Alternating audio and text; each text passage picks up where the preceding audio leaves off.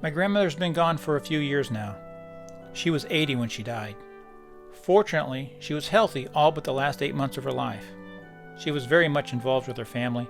She loved little kids the most, and she had been the most important influence on my early life. She cared very little about herself. She focused all her energy on us. So when she was gone, it left a big hole in me, a hole nothing could fill. I wouldn't have mattered if she'd lived another 20 years.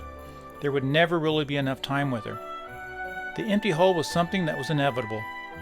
Some people have that effect on your life. I have 2 children of my own.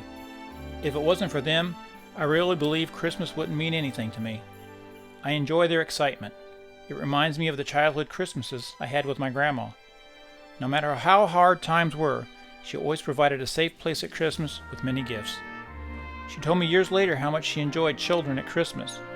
She didn't care much about bitter adults or moody teenagers, but she loved the way little children believed in the magic of Christmas. She was there for every important Christmas in my life, even the first Christmases I had with my 2 sons. So it is at Christmas, where in some ways I miss her the most. I guess that is where this story begins.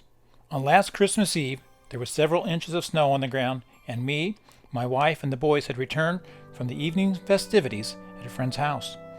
My wife had made the last-minute preparations for Santa's visit, and the boys had gone to bed in anticipation of Christmas morning. I sat alone in front of our Christmas tree, looking at the lights and thinking of Christmases gone by, and how it wasn't the same without Grandma. Under the tree was a stuffed Santa that Grandma had gotten my oldest son for his first Christmas. It wasn't an expensive stuffed toy. I bet she picked it up at the drugstore. I know when she bought it, she had little money. So I told her she shouldn't spend her money on a baby that already had enough presents under the tree for 5 children. She didn't care. It was her great-grandchild, and she wanted to give him a gift. Just like all the gifts she had given me. Santa was soft and made from polyester-type material, and when you squeezed him, he would say, "Ho, ho, ho, Merry Christmas." It was one of those battery-operated toys that came with the battery included. The talking mechanism was sewn inside the stuffed toy, and the batteries could never be replaced. My son really liked it because he could chew on it and squeeze it and hear it talk. The stuffed Santa was played with long after Christmas was over. Sometimes it would end up at the bottom of the toy box being crushed by all the other toys, and the talking mechanism would repeatedly go, "Ho, ho, ho, Merry Christmas." I would have to pull it out and put it on top of the stack of other toys to get it to stop. Every Christmas, the stuffed Santa found its way under the tree as a reminder of my oldest son's first Christmas. Along the way, the cheap battery that made the toy talk ran down. Santa spoke no more. This happened several years before Grandma had passed away. But the Santa still ended up under the Christmas tree each year in his mute state. He was still cute, and my second son enjoyed playing with him just as much as my oldest had.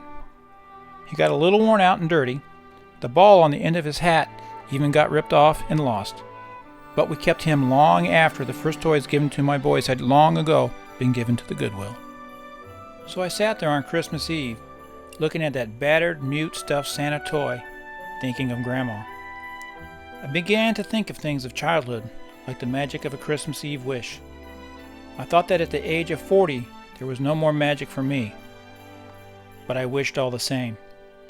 I wished I could talk to my grandma just one last time, just to tell her how much I loved her and missed her. I picked up the long silent stuffed Santa and gave it a squeeze. And oh so very faintly, it said, "Ho, ho, ho, Merry Christmas." I could barely hear it, but it did talk. I was shocked. The toy had not made a sound in at least 5 years. I squeezed it again, but no sound came out. My eyes welled with tears, but they were not tears of sadness or loss. They were the tears of a middle-aged man who had had one last Christmas wish granted. Grandma had heard my Christmas wish, and she found a way to say Merry Christmas to me one last time.